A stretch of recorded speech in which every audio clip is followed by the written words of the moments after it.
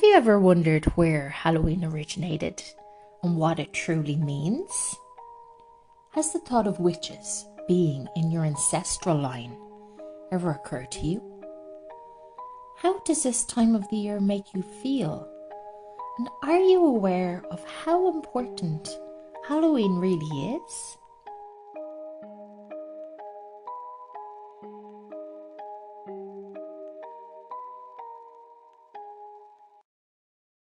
Happy Halloween!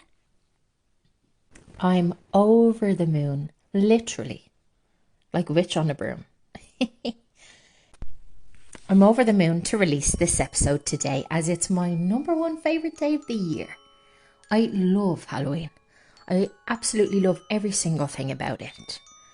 I love the way that it happens and the change of the seasons, the boost of energy I get after the summer ending. I love all the colours, the smells. In Ireland, the smells of smoke in the air and the bonfires mixing with the coldness and coziness and candles. Halloween in Ireland is the best. I'm sure it's way better in America, but I think in Ireland it's much better than it is in Spain, where I live. And it makes me a little sad, actually, that I'm not there to see and smell the wonderful bonfires and decorations and people and kids and people getting dressed up and going trick-or-treating. Oh, I love Halloween so much. So, did you or did you not know that Halloween actually came from Ireland? It was a Celtic festival and it was called Samhain, Samhain. For those of you who don't know,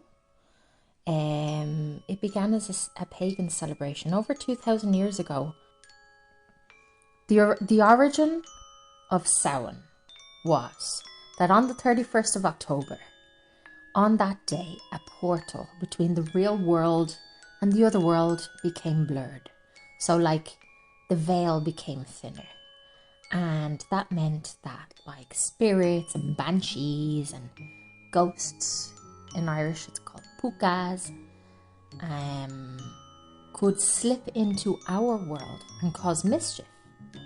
And the good spirits, those who are close friends and family, from graves, who are in graves or who were, or I don't know, wherever their graves are, would return home and visit their loved ones on that night. And then communities would leave a fire burning and make a large feast. And they say that Celts would wear masks and costumes to disguise themselves from any other evil spirits that may be roaming around. And that created the concepts of wearing costumes at Halloween. And this is something that we obviously see today. And that's why Halloween, Hallows Eve, it's called, Iha Shauna in Irish, is basically the origin of Halloween. Then Ireland had a famine. There was a disease in our potatoes called the potato blight. And a famine basically killed a lot of the population. And a lot of the population had to emigrate to America. And with the population went our traditions. So the worst year of the famine was 1847, so it says. But yeah, 1845 to 1849 was the Great Hunger in Ireland. And that's how Halloween got to America. So if you didn't know that, now you do.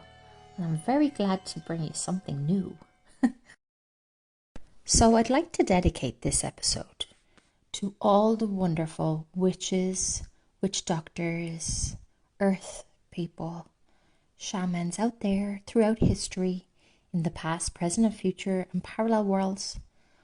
Let's take a moment of silence for those in history who were burned at the stake, tortured and punished, and sometimes for no reason at all.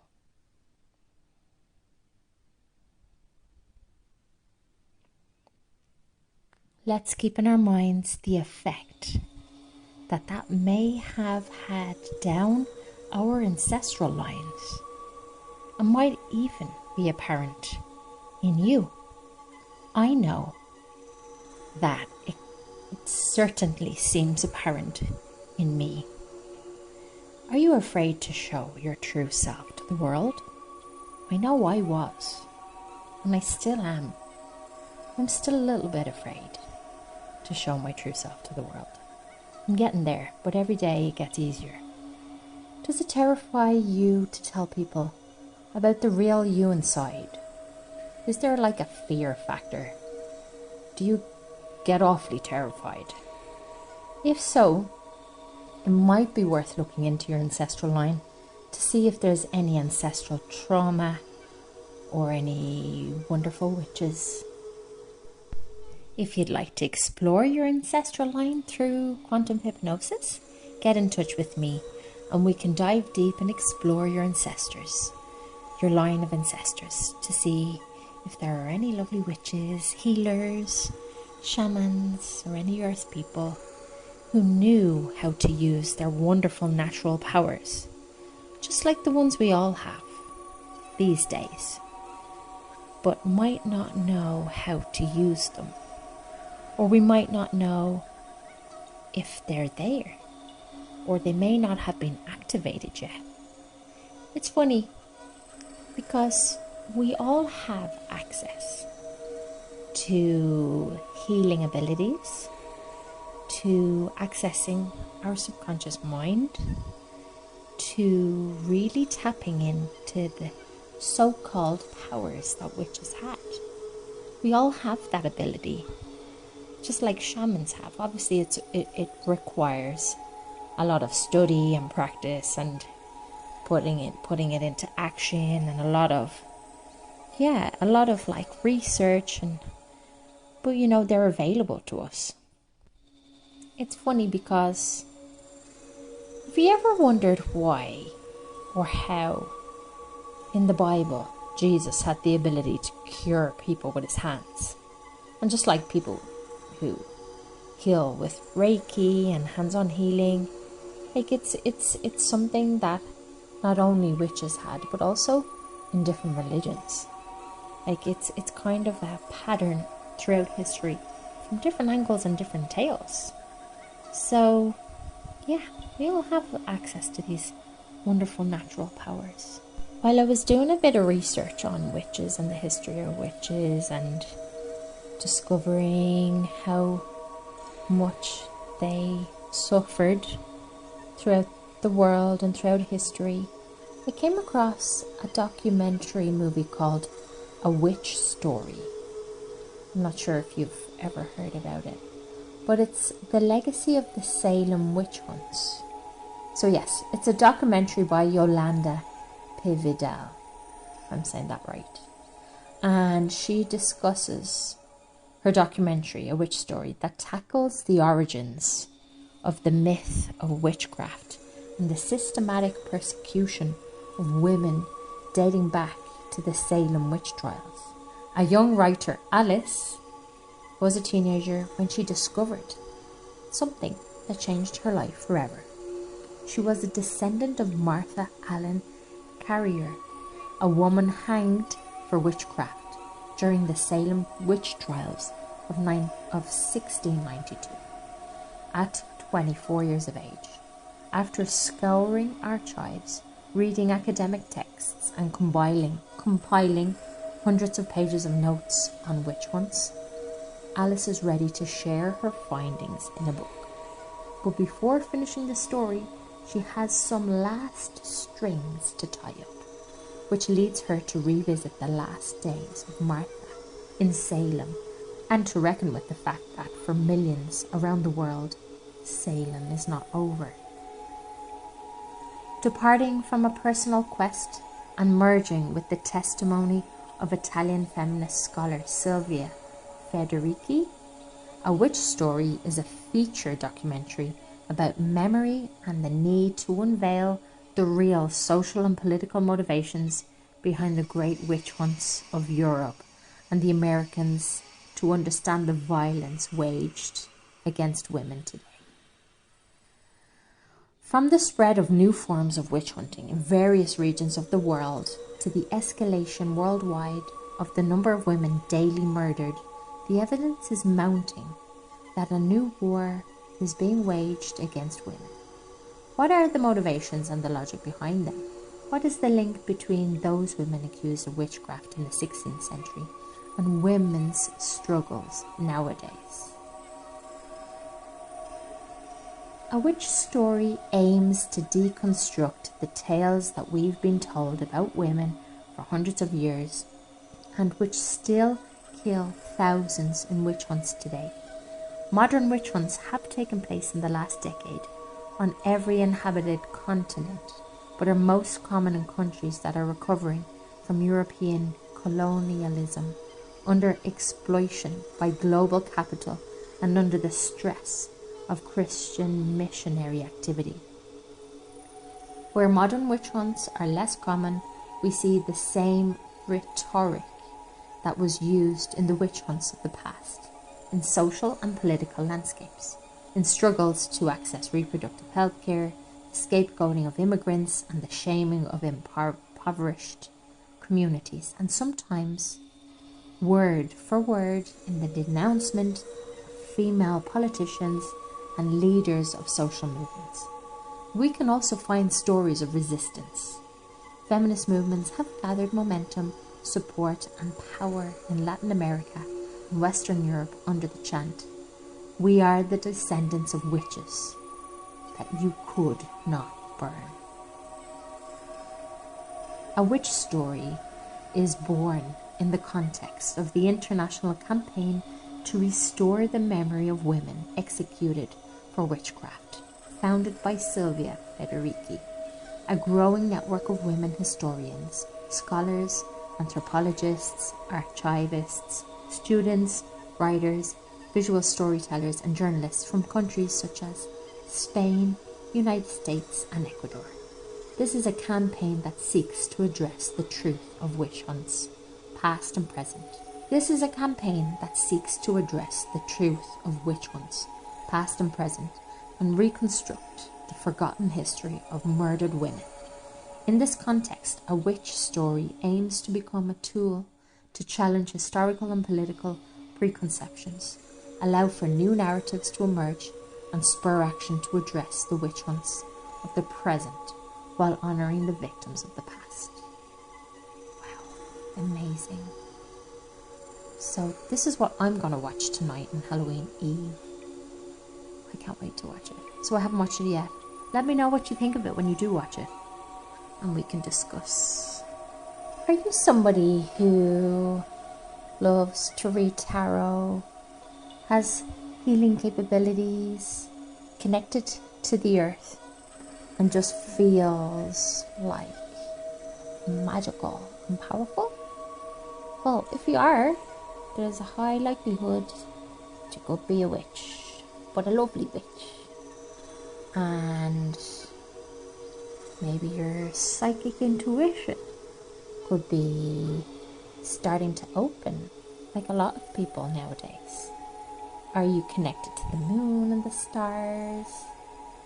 Are you connected to animals and fairies? Let's have a look at black magic and white magic.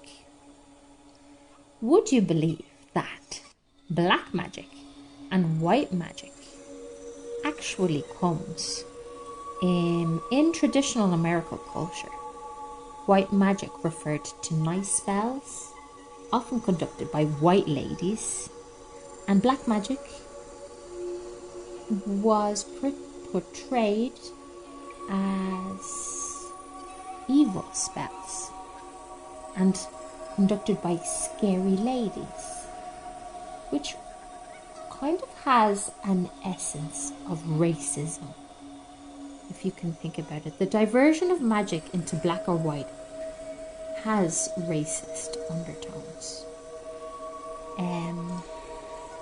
Hexes are a form of black magic, and hexes are a form of a spell, usually assumed to inflict harm on someone else, although it could be a form of protection.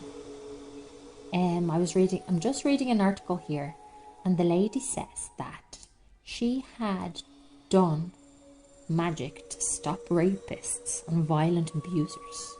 So is black magic negative then?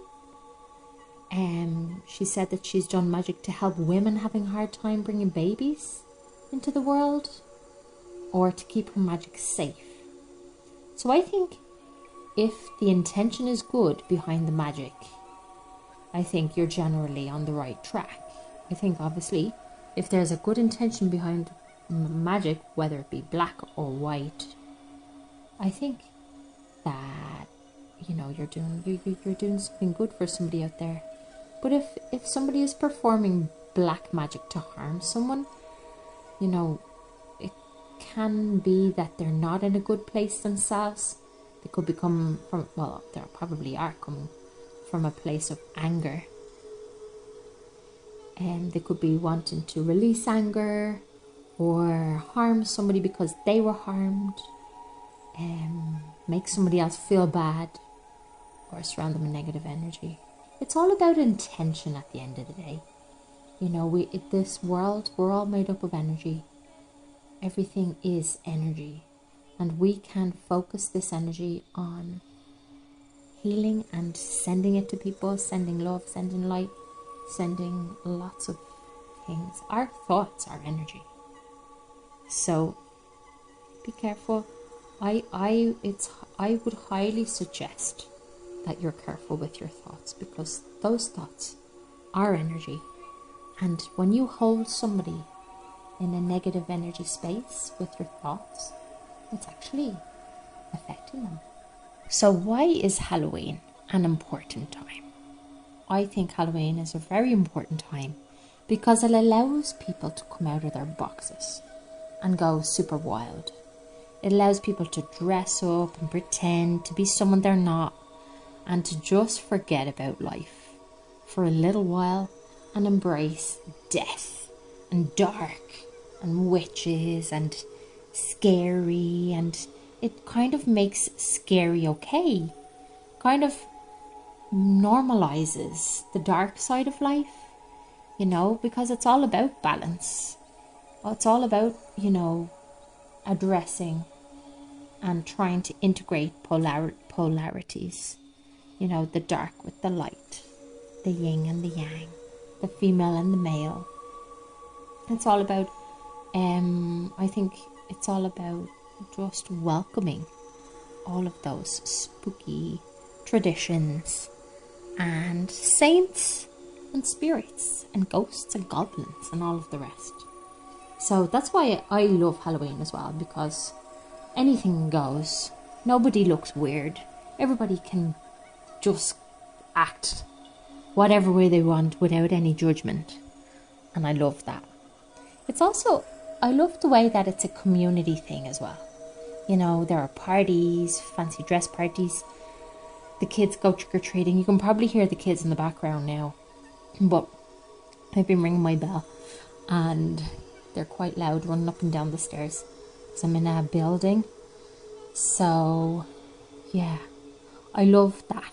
And maybe it's a time of the year where neighbours would talk and kind of mingle a lot more than the rest of the year, because the kids are out in the street, and maybe the parents are out in the street, or whatever, the adults are out in the street, and there's a party. So it's like a community kind of, it's more of a community celebration than Christmas, if you think about it, because Christmas is more like family. Family is family, and obviously your friends are your family. That's good as well. But do families mix around Christmas time? Like, would your family go over to your neighbour's family and have a turkey sambo? No. They probably wouldn't. Maybe they would. Depends on where you live and what. And I don't know. It could be. You could. Maybe they could. But what I'm saying is Halloween.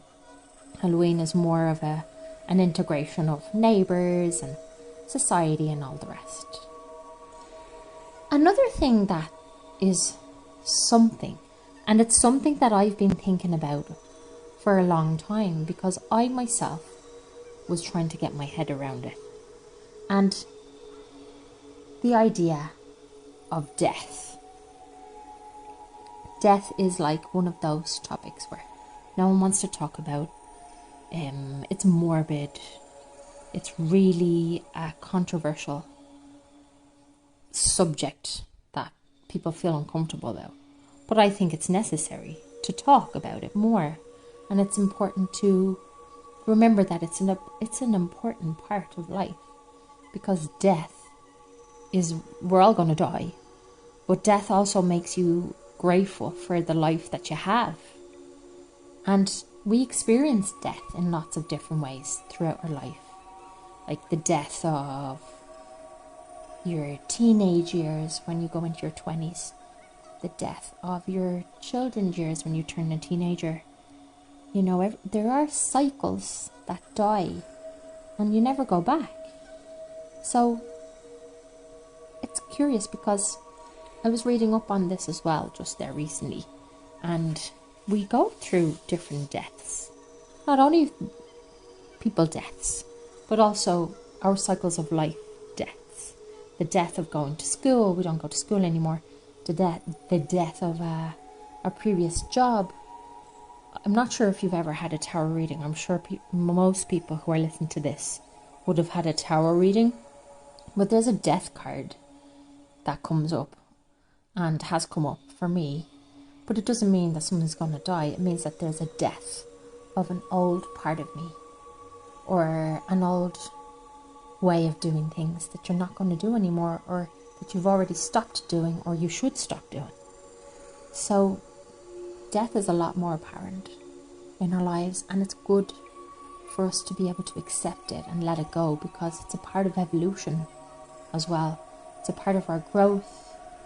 And you know, when we can release and let go, or allow things to die within our lives, then we create space for new things too. We know how you feel about death in all of the senses, like not just human death and human death, any kind of death. Let me know how you feel about it, because I think we should talk about it more. I think it's something that shouldn't be so taboo or so controversial. I hope you had a lovely Halloween last night. In the end, this episode has been released on the 1st of November due to Halloween getting in the way. I hope you enjoyed this episode and have a nice day today if you do celebrate the Day of the Dead or All Saints' Day like they do here in Spain. In Spain, today's a holiday. Enjoy your day and enjoy the rest of the week. And remember, if you want to reach out to me, you can do. Just check the show notes. You can contact me on Instagram or my website. Cheerio!